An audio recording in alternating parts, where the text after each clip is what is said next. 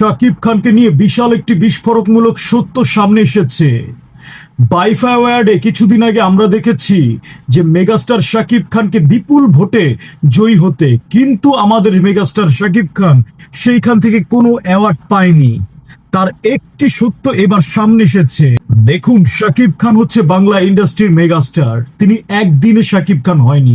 এর জন্য অনেক চড়াই উতরাই ষড়যন্ত্রের শিকার হয়ে আজ তিনি মেগাস্টার। বাইফা থেকে অ্যাওয়ার্ড নিতে শাকিব খানকে দেওয়া হয়েছিল কিছু শর্ত, আর সেই শর্ত শাকিব খান রাজি হয়নি দেখে সেখান থেকে তিনি পুরস্কার পায়নি।